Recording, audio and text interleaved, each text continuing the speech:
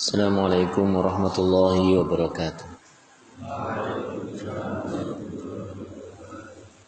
Alhamdulillah wassalatu wassalamu ala Rasulillah wa ala alihi wa sahbihi wa man wala.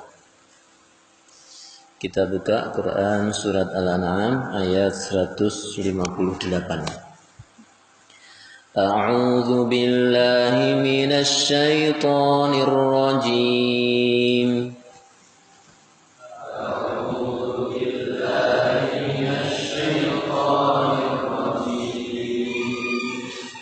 هل ينظرون إلا أن تأتيهم الملائكة أو يأتي ربك أو يأتي بعض آيات ربك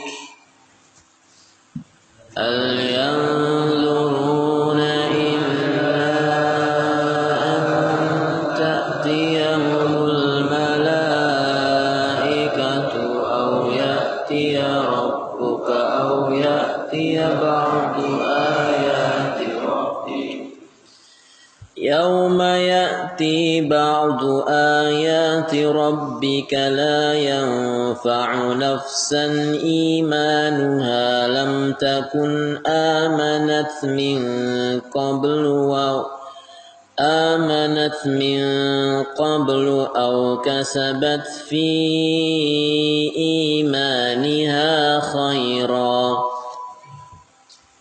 يوم يأتي بعض آيات ربك لا ينفع نفسا إيمانها لم تكن آمنت من قبل أو كسبت في إيمانها خيرا قل انتظروا إنا منتظرون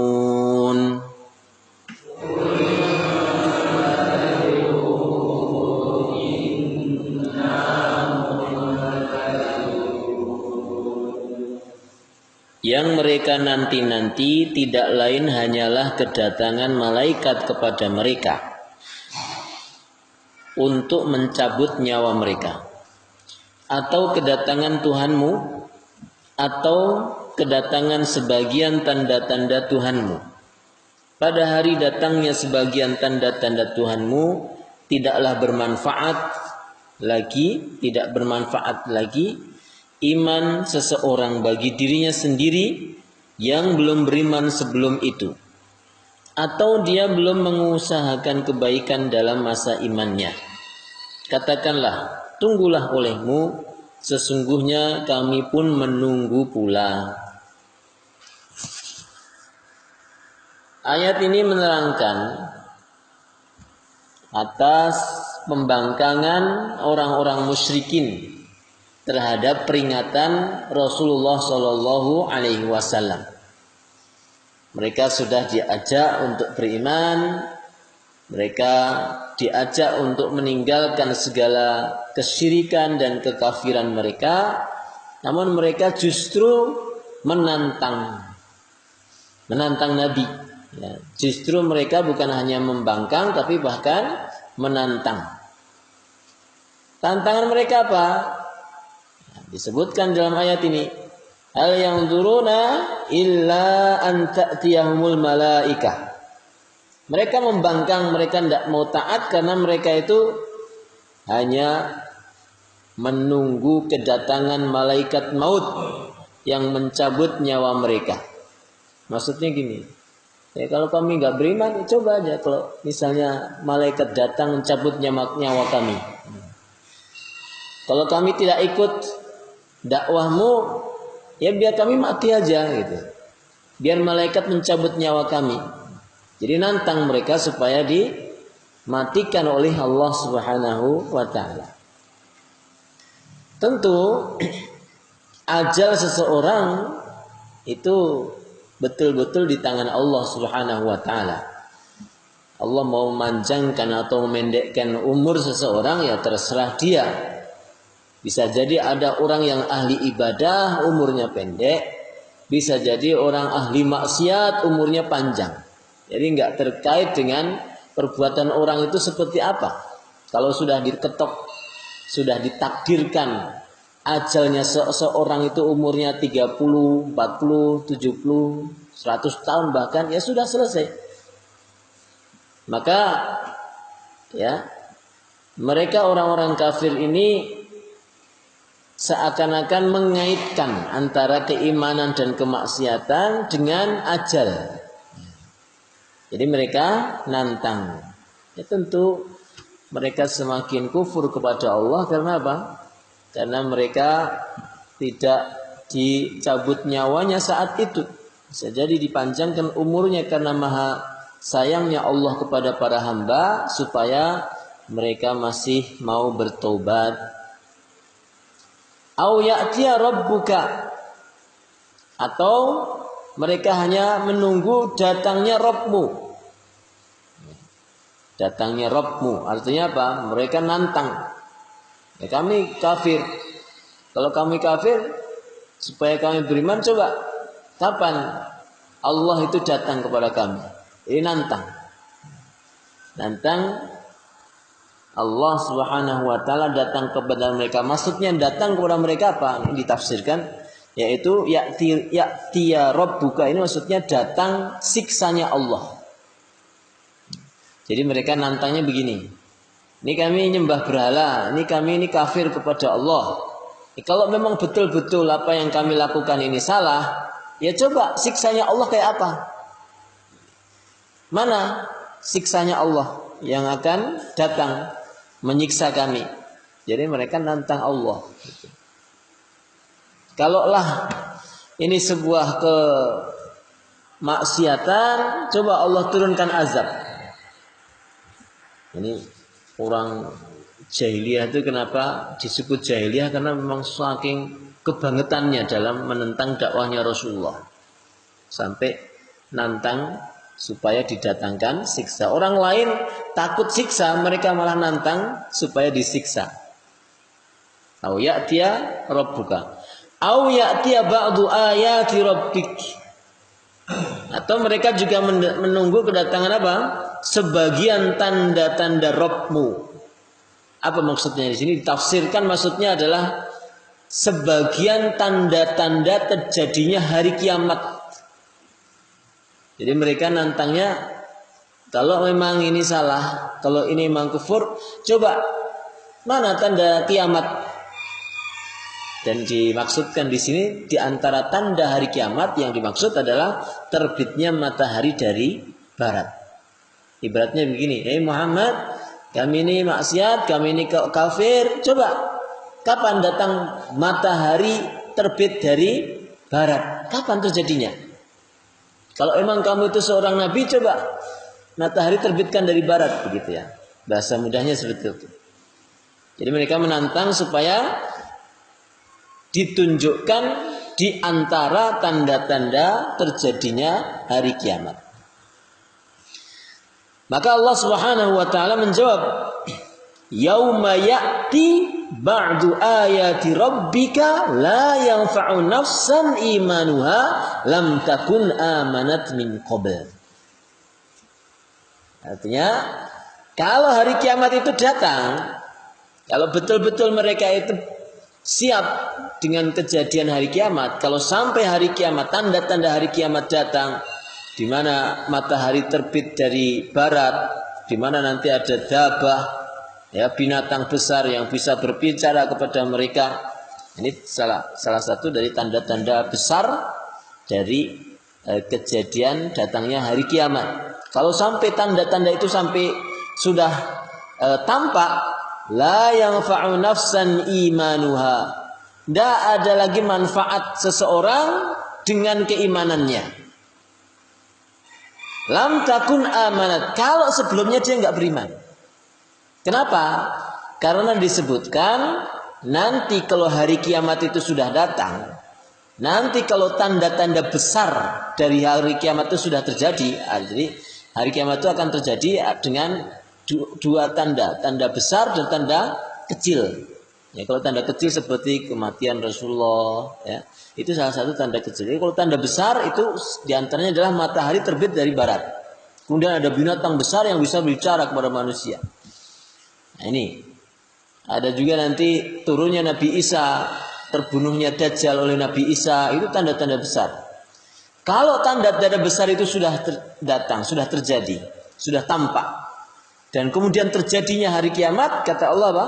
Manusia itu akan beriman semua nanti.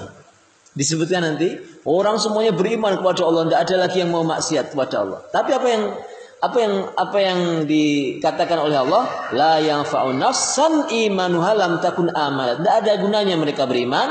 Karena apa? Sebelumnya mereka enggak beriman. Sebelumnya mereka tidak beriman. Kalau sekarang orang beriman, manfaat. Meskipun dia kufur seluruh hidupnya, dia beriman hanya 1 jam, 2 jam sebelum kematiannya, masih manfaat. Artinya dia akan masuk surga. Tapi kalau sudah tampak tanda-tanda besar hari kiamat, sudah terjadinya hari kiamat, orang kok lagi iman, tidak ada manfaatnya lagi. Dia mau sholat setiap hari, mau puasa setiap hari, mau baca Quran setiap hari, la yanfa'u nafsan imanuha. Tidak ada manfaatnya lagi. Makanya sebelum terjadinya hari kiamat, sekecil apapun iman kita, sedikit apapun amal soleh kita, kalau ikhlas karena Allah, pasti diterima. Sebaliknya, sekecil apapun dosa yang kita lakukan, itu pasti ada catatannya di hari kiamat, di hari akhir nanti. Dan seseorang kalau tidak diampuni oleh Allah, pasti dimasukkan ke dalam neraka. Na'udzubillah. Maka diantara syarat sahnya taubat, ya, selain seseorang itu berhenti dari kemaksiatannya, kemudian menyesali kemaksiatannya dan bertekad untuk tidak mengulanginya, maka ada para ulama yang menambahkan, yaitu saat seseorang itu belum bertemu dengan hari kiamat. Kalau belum bertemu hari kiamat, bisa diterima taubatnya. Saat nyawa belum sampai tenggorokan, ya taghorghor. Kalau nyawa sudah sampai tenggorokan, orang baru beriman, itu juga sudah nggak ada manfaatnya. Makanya mumpung kita ini masih sehat, mumpung tanda besar hari kiamat belum ada, berimanlah, beramal solehlah. Tidak ada yang rugi seseorang beramal soleh, meskipun tidak ada yang melihat kecuali Allah Subhanahu wa taala. Makanya disebutkan bahwa di hari kiamat nanti orang pada beriman semua. Allah kemudian mengatakan, la yanfa'u nafsan imanuha lam takun amanat min qabl au kasabat fi imaniha khaira. Atau enggak ada juga manfaatnya seseorang yang mengusahakan kebaikan di masa imannya itu. Artinya saat dia melihat tanda hari kiamat, kemudian dia beramal soleh, berbuat baik, dia sedekah, dia kasihkan semua hartanya ke fakir miskin, dia wakafkan tanah-tanahnya, dia kuasai semua harta bundanya ke pesantren misalnya, ya sudah nggak ada gunanya lagi. Ya, jadi ayat ini adalah jawaban Allah atas pengingkaran orang-orang musyrikin yang mereka tidak mau bersegera beriman, tapi malah menunggu 3 hal ini. Nunggu nantang dicabut nyawanya oleh para malaikat, padahal kalau sudah dicabut nyawanya maka tidak ada gunanya lagi iman. Yang kedua, nunggu diazab Allah, ya, nunggu diazab Allah. Kalau sudah Allah mengazab, Allah sudah turunkan azab, maka sudah tidak ada lagi manfaatnya seseorang itu mau beriman. Seperti yang terjadi pada siapa? Fir'aun. Fir'aun itu ketika mengejar Nabi Musa, dia udah betul-betul niatan ingin membunuh Nabi Musa.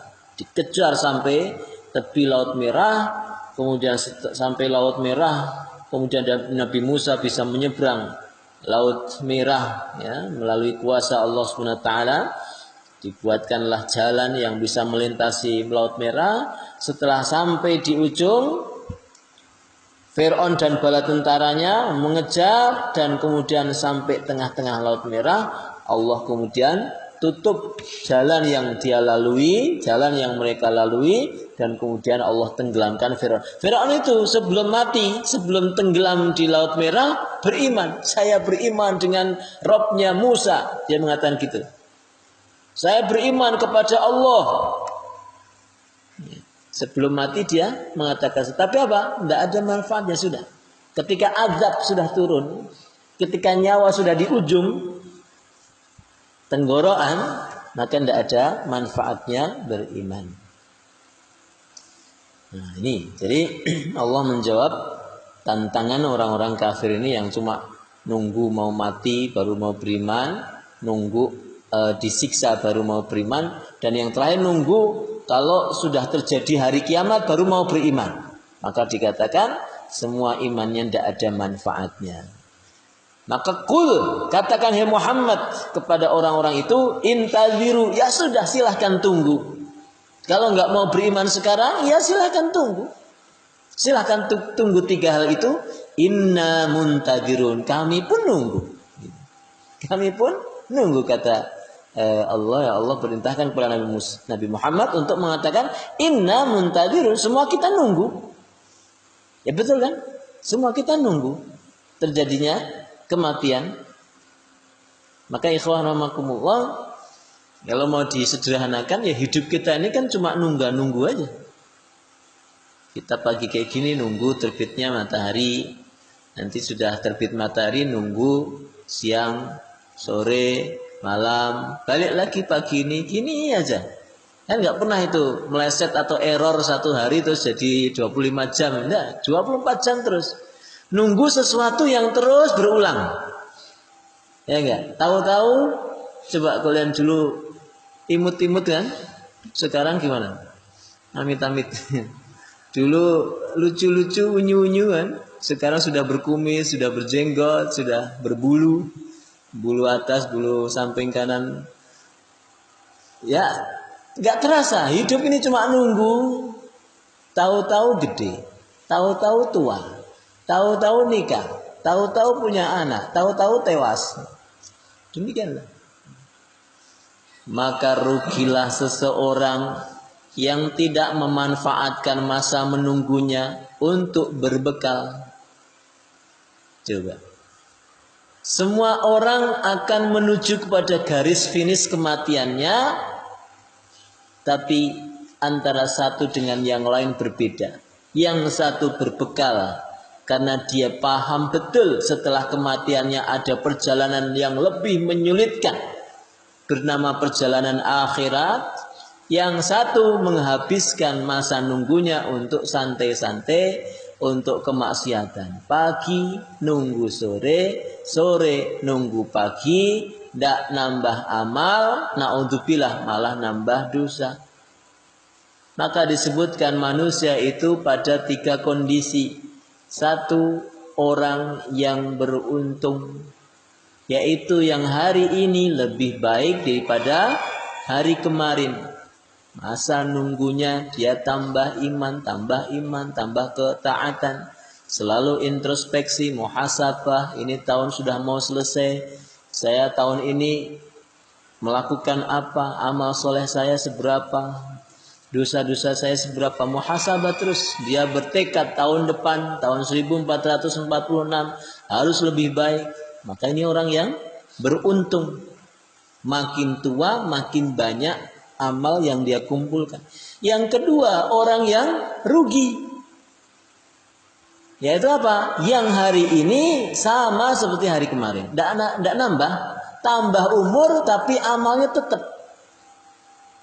Tambah usia tapi dosanya malah makin nambah. Tetap saja dosanya.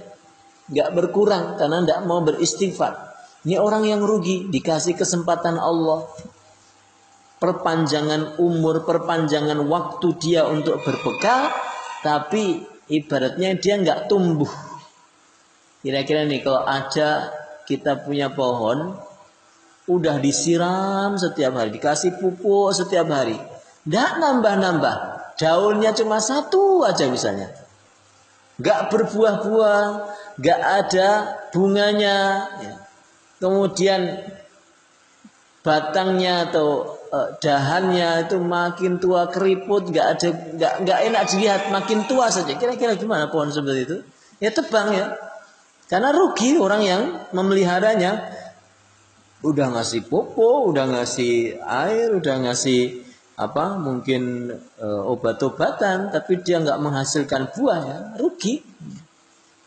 Maka inilah ya gambaran orang yang hari ini sama saja seperti kemarin. Tahun lalu hafalan 2 juz, tahun ini 2 juz juga. Tahun lalu nggak tahajud, sekarang belum tahajud juga. Tahun lalu kita baru puasa Ramadan, tahun ini ya cuma puasa Ramadan, sebenarnya ini orang rugi. Yang ketiga ini yang paling parah, orang yang celaka. Orang yang celaka itu siapa? Orang yang hari ini lebih buruk daripada hari kemarin. Jadi bukannya meningkat, tapi malah menurun. Ini parah. Wong usianya bertambah, ya kan? Badannya makin melar, makin tinggi, rambutnya makin panjang, ya. Badannya makin kuat, tapi justru amalnya makin turun. Ini orang yang celaka. Dan tentu kita tidak berharap yang seperti ini. Kita berharap di masa menunggu kematian menjemput kita, bertambahlah iman, bertambahlah amal soleh kita, dan berkurang dan syukur terhapus seluruh dosa kita. Berharap jemaah ikhwanakumullah, hidup kita ini adalah kesempatan dari Allah untuk 2 hal. Yang pertama, supaya kita bisa menambah amal. Yang kedua, supaya terhapus seluruh dosa dengan taubat kita kepada Allah Subhanahu wa taala. Allah sayang kita semua ikhwah.